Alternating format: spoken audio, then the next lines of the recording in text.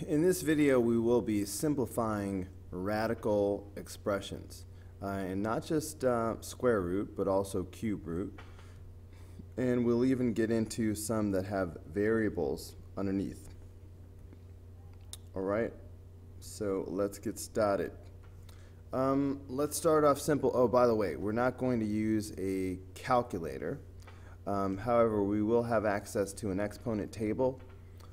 So feel free to use something like this, but do not just try to use a scientific calculator that does this for you, because that's not allowed. Okay, so here's the thing. 28 is not a perfect square. You know what I mean? If I had the square root of 25, that would be 5, and I'd be done. But 28 is not a perfect square. However, there is a perfect square inside of 28. 28, of course, is 4 times 7. So you can take the square root of 4, even though you can't take the square root of 7. If you take the square root of 4, that's 2. So then the square root of 7 is just left on the inside. Look. The square root of 4 times 7 is the same thing as the square root of 4 times the square root of 7.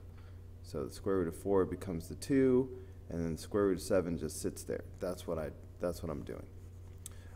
So that's the final answer. That's it for number 6.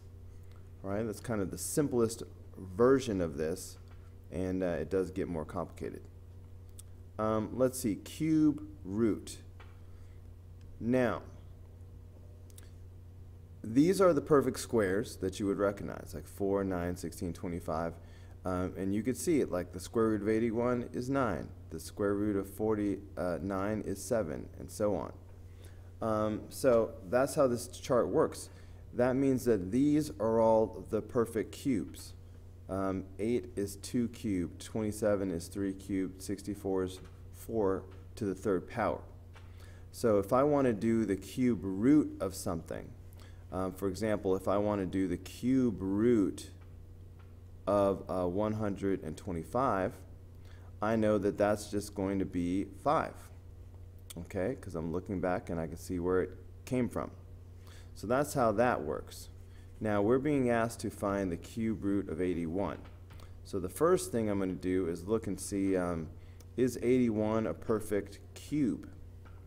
No, it is not. All right, 81 would be right between here. 81 is not a perfect cube. So then my next question is there a perfect cube that divides evenly into 81? Okay, now a minute ago I said we're not going to use a calculator. I am going to use a calculator, but only a 4-function calculator. Now, I don't have a 4-function calculator that I can show on this screen, so I'm going to have to use my TI-30 XS Multiview, but I'm going to pretend it's a 4-function calculator. So you can feel free to use a 4-function calculator if you need to. So these are my perfect cubes. I need to use these. So I need to see which of these numbers divide evenly into 81.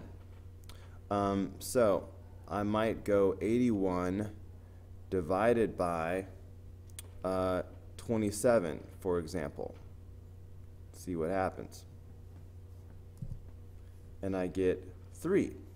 So that means 81 is the same thing as 27 times 3. So I can use that. So that means I've got the cube root, and this is 27. You know what? Let me color code this. The things that can be simplified I'm going to show in pink. So this is 27 and then times 3. 27 times 3 is 81. Now 27 is a perfect cube. All right, the cube root of 27 is 3. So that means I can go ahead and do the cube root of 27, and that's going to make 3. Now meanwhile, I've got the cube root of 3. nothing I can do with that, so I'm just going to write it down. I'm going to keep my cube root of 3. So this will be the final answer for number 7. All right, now we're looking at number 8.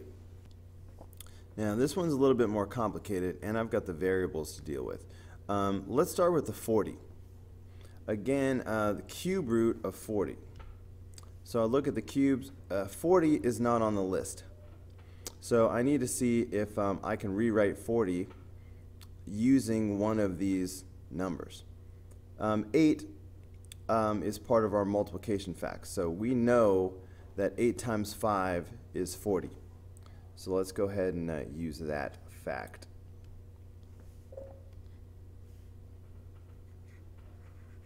Okay, so I've got a cube root, and again, anything that can be simplified I'm going to show in pink. So 40 is going to become 8 times 5.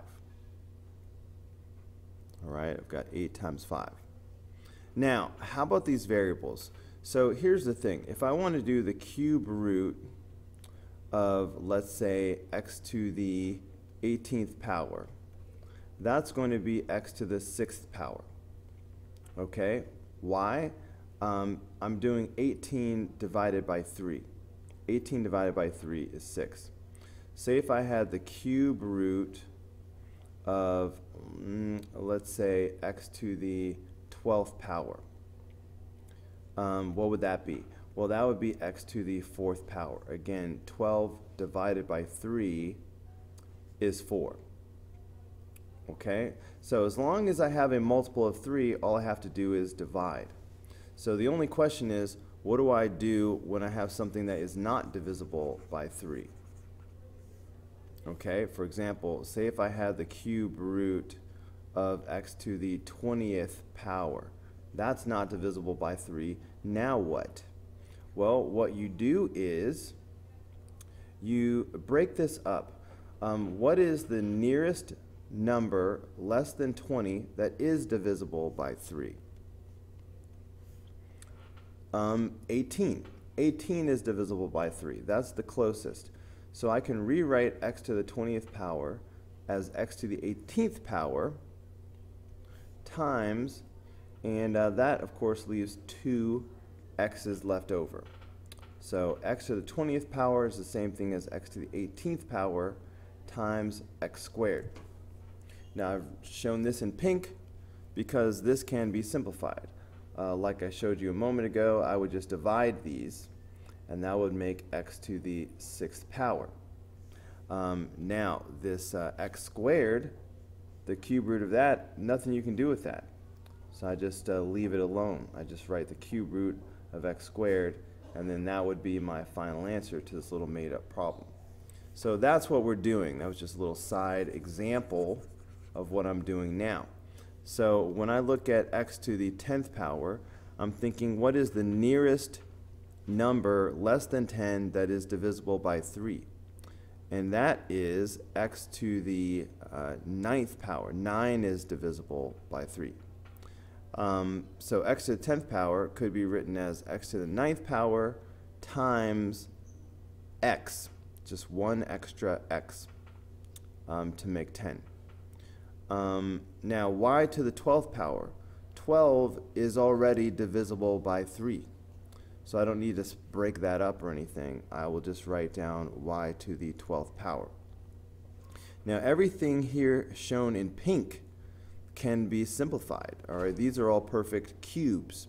So the cube root of 8 is 2. All right, the cube root of 8 is 2. The cube root of x to the 9th power, when you have a variable and a power, you divide.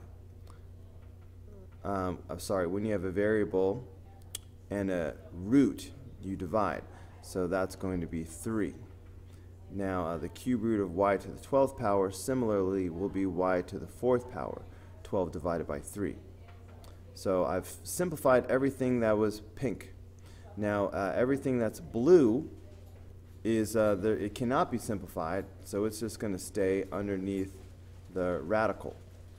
So I'm going to have cube root of 5x. In problem number 9, we have a radical expression times another radical expression.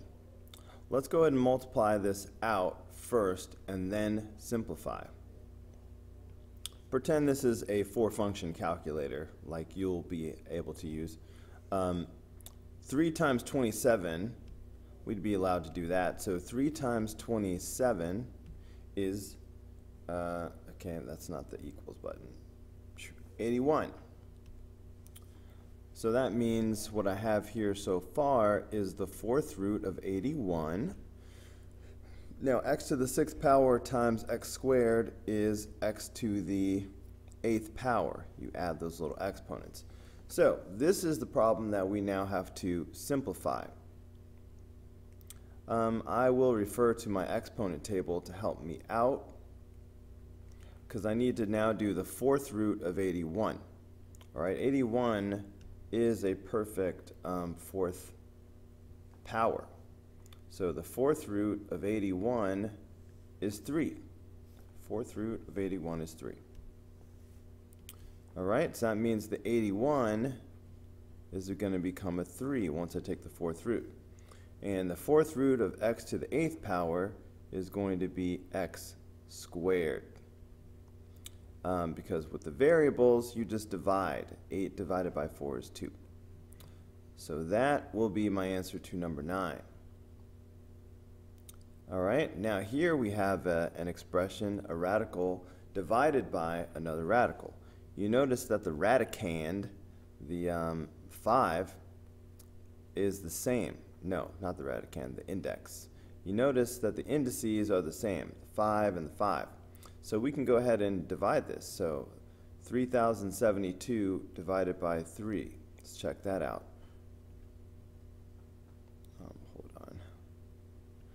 Okay, so we have 3072 divided by 3. Well, that's 1024.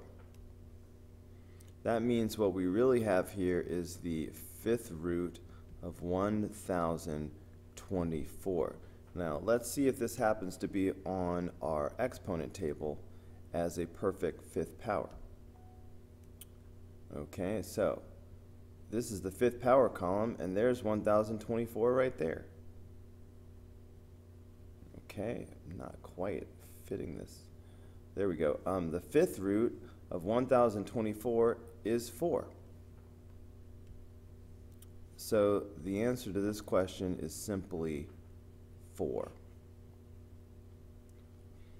And that'll be the last problem for this video.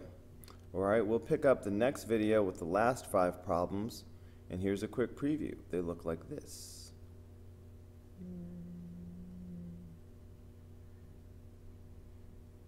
So I'll see you soon.